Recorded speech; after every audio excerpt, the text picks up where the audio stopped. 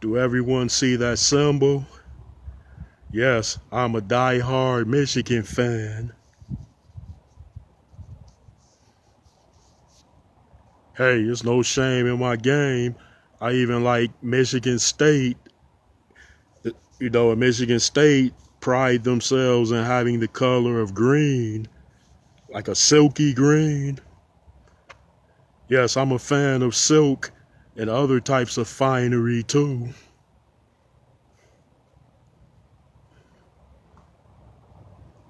In fact, I love all forms of finery. Yeah, but I feel as though there is a right way and a wrong way to obtain the best things in life.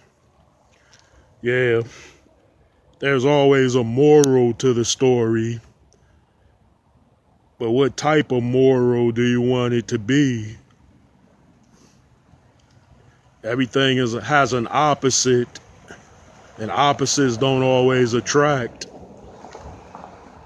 It seems like the opposites that attract the most are from relationships. Yeah, that is the main thing that you'll find people that attract of opposites. Like you'll see a black, dark-skinned person with a milky skinned white person. Uh-huh. You'll see a dog with a cat. Yeah, I even seen that before. It tripped me out. A dog with a cat, yeah. People, there's all types of strange things happening and going on now.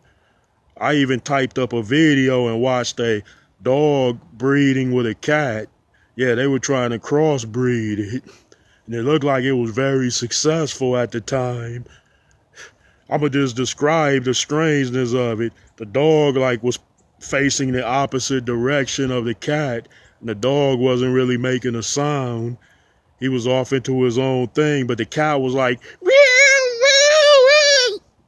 And then the cat broke the connection, finally, and ran up under something. And the dog, he was letting his stuff hang. He was like, yeah, well, it is what it is. I got to get it wherever I can find it. What that is applied to, that very statement and notion, women put that labeling on guys and say they're dogs. They'll do it. They'll go and get it wherever they can. And sometimes it doesn't matter if it's halfway decent or not. Yeah, folks, men have their stereotypical labeling just the same as women do. Yeah, I touched on that opposite things. Opposites attract, or opposites don't always attract. The only real opposite that definitely doesn't attract of opposites is good and evil. To just say the whole purity of the source of those things, they do not attract to one another. Instead, they repel each other. They can't stand one another. They can't deal with one another. They don't like one another. Yeah, I could give an example of that. I'll give an example in people. If you see a real evil, devious, conniving person, and then you see a real loving, caring, kind person go up to that evil person and start talking about, hey, go to church with me. I want to save your soul. I want you to be purified. Watch how that evil person reacts. Just say they'll get away from that good natured person just as fast as a dude will try to avoid a mosquito bite. That's showing that those two forces, they do not attract to one another. There's not a good person that's attracted to a very evil person, and there's not a very evil person that's attracted to a good person. If an evil person seems as though they are attracted to a good natured, kind person, it's just to exploit that person and use that person and abuse that person.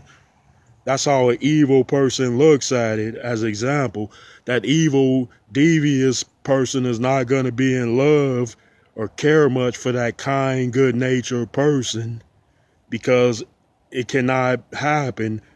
It doesn't work that way. And that real good-natured, kind, sweet person will never be caring or attracted to that evil, devious person because that person has nothing that opposite wants, and that goes both ways.